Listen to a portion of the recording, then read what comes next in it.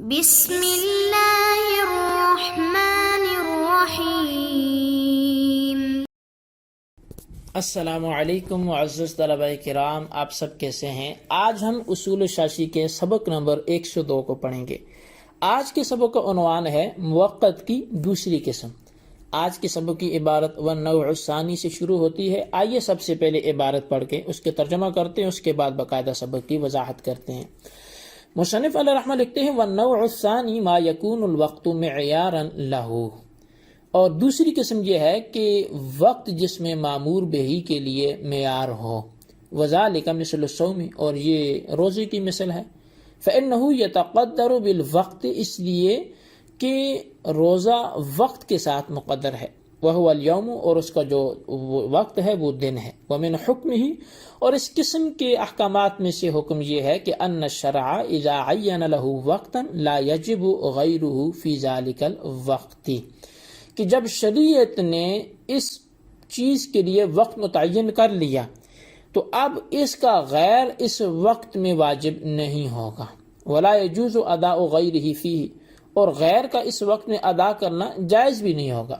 حتی ان صحیح المقیم لو اوقع امساکہ فی رمضان عن واجب آخر یقع عن رمضان لا عن ما نوى، یہاں تک کہ اگر کوئی صحیح صحت یاب آدمی، مقیم آدمی، اگر ماہ رمضان میں کسی اور واجب سے وہ امساک کو واقع کرتا ہے تو اس کا یہ کھانے پینے جماعت سے رک جانا رمضان کے روزے سے واقع ہوگا، نہ کہ اس سے جس کی اس نے نیت کی تھی۔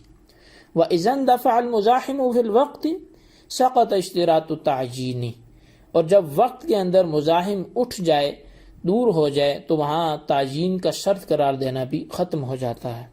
فإن ذلك لقطع المزاحمت، یہ اس لیے کہ مزاحمت کو ختم کرنے کے لیے ہے، یہ نیت کرنا مزاحمت کو ختم کرنے کے لیے ہے۔ ولا يسقط اصل النیت، لیکن اصل نیت کبھی بھی ساقط نہیں ہوگی۔ لأن الامساک لا يصير صوما الا بالنیت، اس لیے کہ امساک وہ روزہ نہیں بنتا سوائے نیت کے۔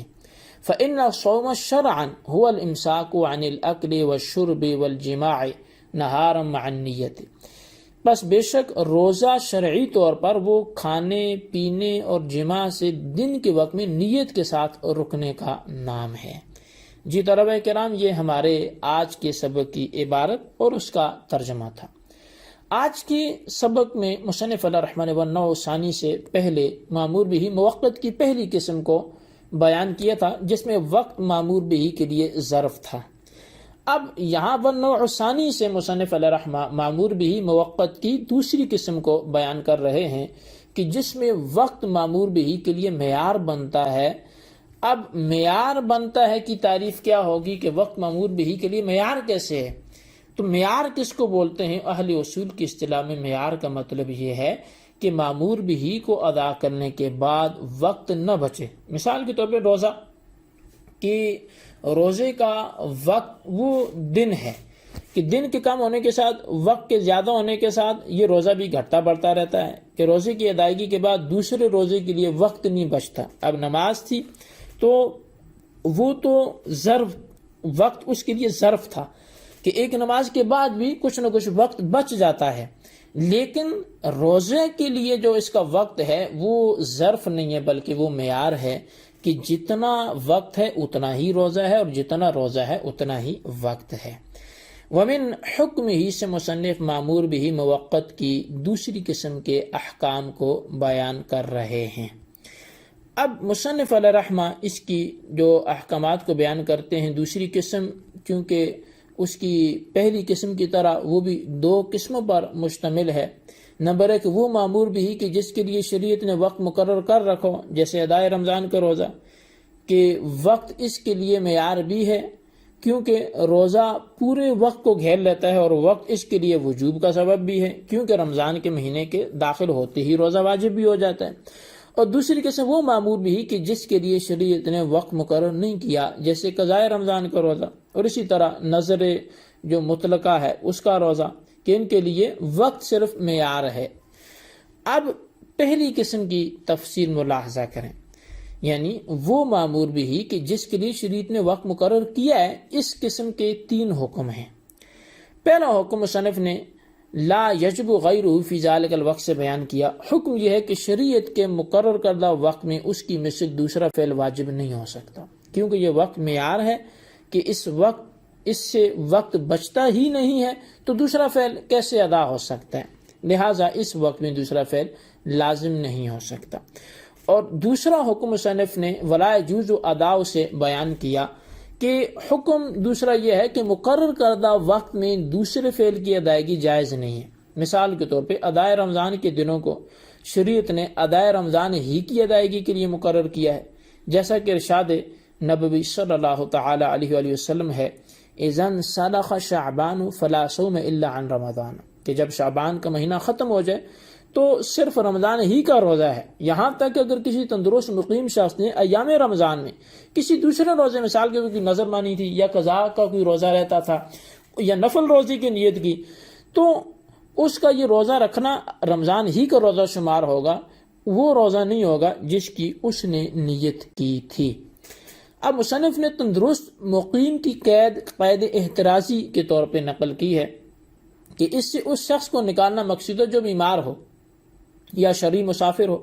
اگر انہوں نے ایام رمضان میں کسی دوسرے واجب کی نیت کی تو صاحبین کے نزدیک ادائے رمضان ہی ہوگا، جبکہ امام صاحب کے ہاں یعنی امام اعظم علیہ رحمہ کے ہاں جس واجب کی نیت کی وہی ادا ہوگا۔ باقی رہا نفلی روزہ، اس کا حکم صاحبین کے نزدیک وہی ہے جو فرض و واجب کا ہے کہ ادائے رمضان ہی ہوگا، مگر امام صاحب کی اس میں دو روایتیں ہیں، ایک یہ ہے کہ نفل روزہ ادا ہوگا اور دوسرا یہ ہے کہ رمضان ہی کا روزہ ادا ہوگا۔ یعنی دوسرے قول کے مطابق یہ صاحبین کے ساتھ ہے، اور پہلا یہ ہے کہ جیسے واجب کا نیت تھی تو واجب ادا ہو جائے گا، ایسی ہی نفل کی نیت تھی تو نفل بھی ادا ہو جائے گا۔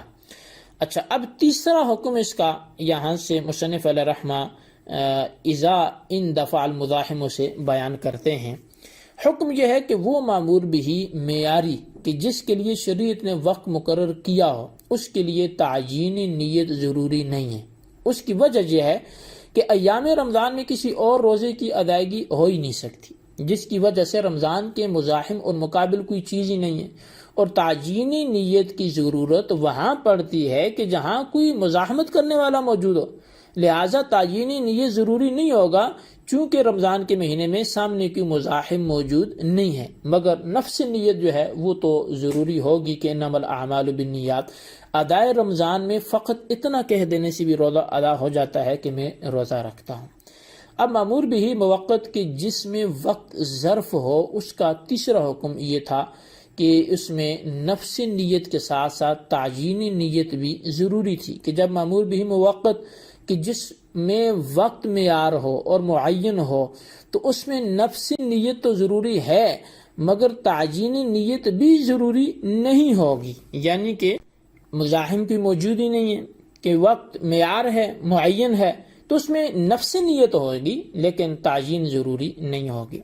مصنف نے لا یسقط سے تیسرے حکم پر وارد ہونے والے ایک اعتراض کو دور کیا ہے۔ اعتراض یہ ہے کہ جب ادائے رمضان کہ مزاحم کوئی روزہ نہیں ہے تو جس طرح اس میں تعیینی نیت ضروری نہیں ہے تو اسی طرح نفس نیت کے بغیر بھی تو تندرست اور مقیم کا روزہ درست ہونا چاہیے، حالانکہ نفس نیت کو لازم قرار دیا گیا ہے۔ تو اس کا جواب مصنف نے لا یسقط سے اس طرح دیا کہ ادائے رمضان میں مزاحم کے نہ ہونے کی وجہ سے اگرچہ تعیینی نیت کی ضرورت نہیں ہے لیکن اس سے نفس نیت ساقط نہیں ہوگی۔ اتنی نیت کرنا ضروری ہے کہ میں روزہ رکھتا ہوں۔ اس کی وجہ یہ ہے کہ روزہ عبادات مقصودہ میں سے ہے، اور شریعت میں روزہ محض جو ہے وہ مفطرات ثلاثہ یعنی کھانا پینا اور جماع سے رکنے کا نام نہیں، بلکہ روزے کی نیت کے ساتھ صبح صادق سے لے کر غروب آفتاب تک ان تین چیزوں سے رکنے کا نام روزہ ہے۔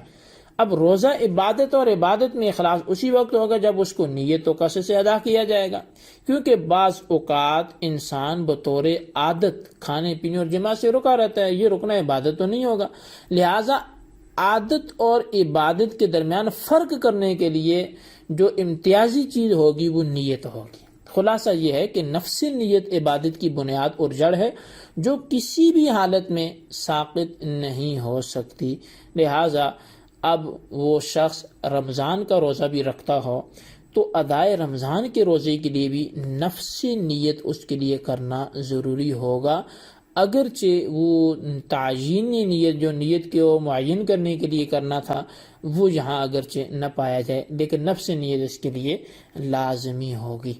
یہ ہمارا آج کا سبق تھا۔ ہم نے آج موقت کی دوسری قسم کے حوالے سے گفتگو کی۔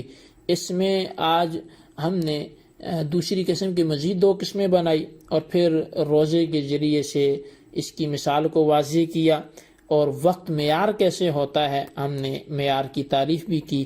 تو آج کے سبق کو اچھی طرح نوٹ کریں، بالخصوص ان سوالات کے جوابات دیں۔ سوال نمبر 1 یہ ہے کہ معیار کسے کہتے ہیں، تعریف کریں۔ سوال نمبر 2 یہ ہے لا یسقط سے مصنف نے کون سے اعتراض کو دور کیا، اور جواب کیا ہے، تحریر کریں۔ اللہ تبارک و تعالیٰ سے دعا ہے جو کچھ ہم نے سنا پڑھا اسے یاد رکھنے کی توفیق نصیب فرمائے، آمین بجاہ النبی الامین صلی اللہ علیہ وسلم۔